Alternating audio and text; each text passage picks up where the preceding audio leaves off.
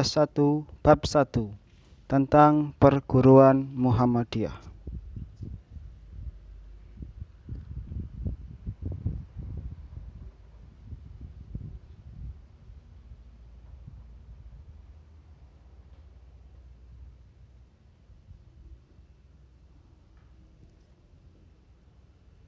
Tujuan pembelajaran: peserta didik dapat mensyukuri keberadaan dan perkembangan perguruan Muhammadiyah.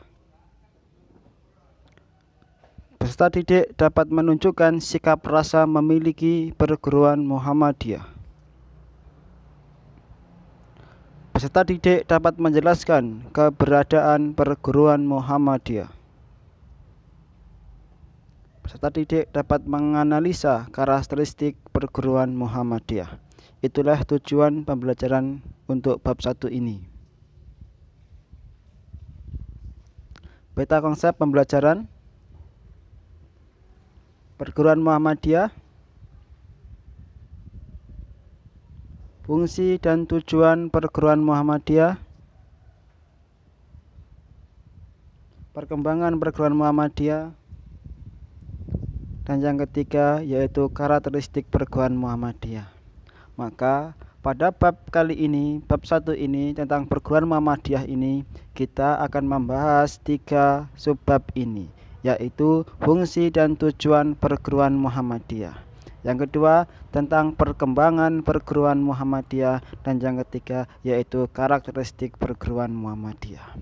Sedangkan untuk pertemuan kali ini kita hanya akan membahas tentang fungsi dan tujuan perguruan Muhammadiyah.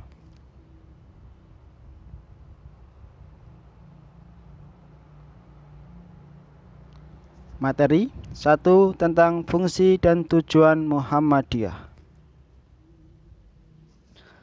Perguruan Muhammadiyah merupakan amal usaha Muhammadiyah yang biasa disingkat dengan AUM.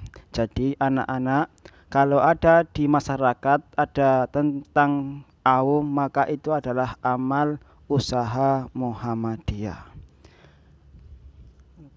Dan biasanya ini adalah singkatan dari AUM-AUM yang dimiliki oleh Muhammadiyah.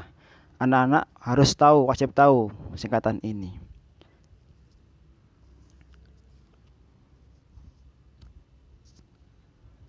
Amal usaha Muhammadiyah yang bergerak di bidang pendidikan mulai dari TK, sekolah dasar, hingga perguruan tinggi Muhammadiyah yang disingkat dengan PTM atau A. PTM itu adalah singkatan dari perguruan tinggi Muhammadiyah. Ada A-nya berarti adalah perguruan tinggi Aisyah.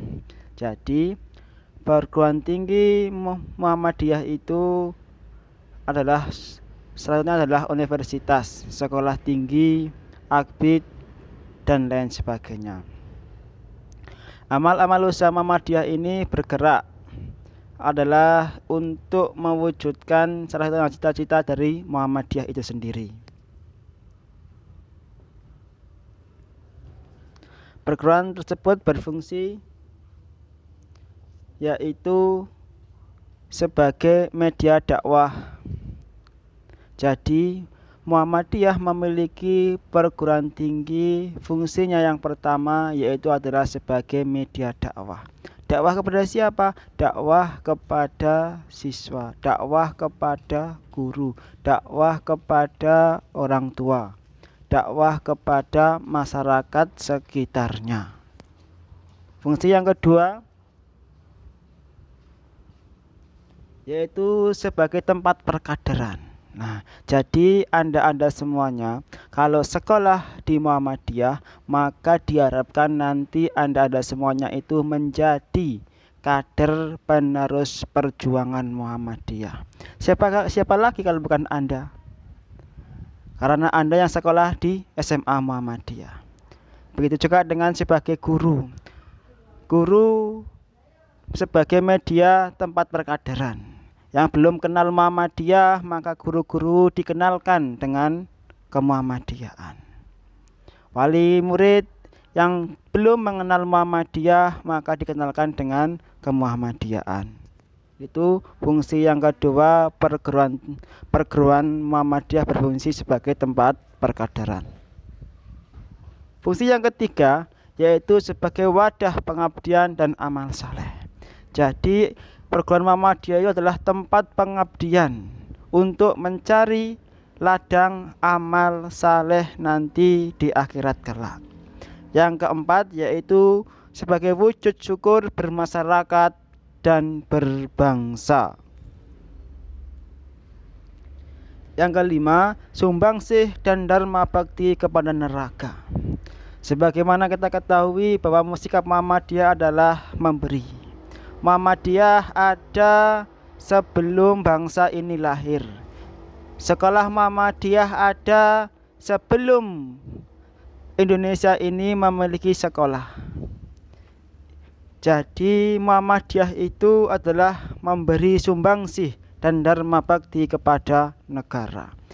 Inilah 5 dari fungsi perguruan Muhammadiyah. Yang pertama yaitu sebagai media dakwah, yang kedua sebagai tempat perkaderan, dan yang ketiga sebagai wadah pengabdian dan amal soleh, dan yang keempat yaitu wujud syukur bermasyarakat dan bernegara, dan yang kelima sumbangsih dan dharma bakti kepada negara.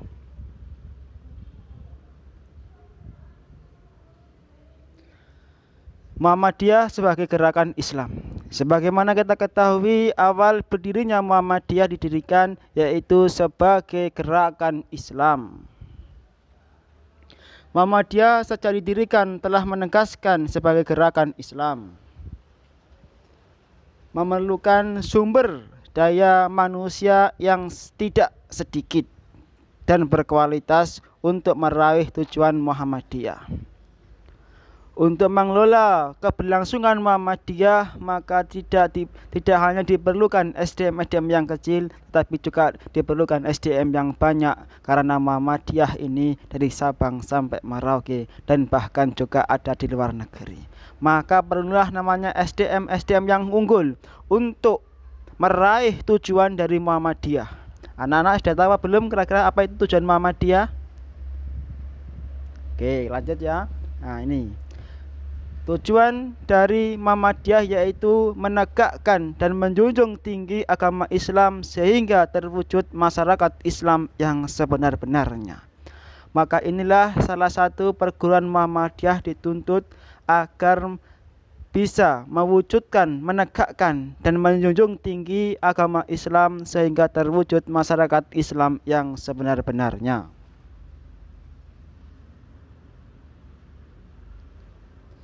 Masyarakat Islam yang sebenarnya itu yang bagaimana?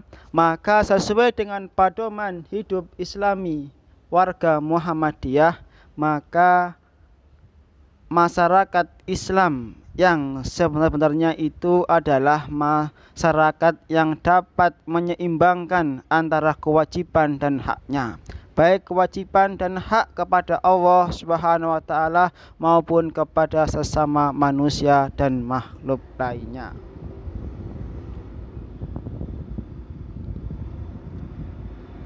Banyak hal yang dilakukan untuk mewujudkan masyarakat Islam yang sebenarnya, antara lain yaitu sebagaimana dijelaskan di pedoman hidup Islami warga Muhammadiyah. Maka Islam mengajarkan agar setiap muslim menjalin persaudaraan dan kebaikan dengan sesama, seperti dengan tetangga maupun anggota masyarakat yang lainnya. Masing-masing unsur masyarakat hendaknya dapat memelihara dan hak dan kehormatan baik dengan sesama muslim maupun dengan non-muslim. Dalam hubungannya bertetangga, Islam memberikan perhatian sampai ke area 40 rumah yang dikategorikan sebagai tetangga yang harus dipelihara hak-haknya. Ini diambil dari buku Pedoman Hidup Islami Warga Muhammadiyah. Sedangkan untuk tujuan pendidikan Muhammadiyah yaitu bertujuan untuk mendidik sumber daya manusia yang mampu menegakkan dan menjunjung tinggi agama Islam.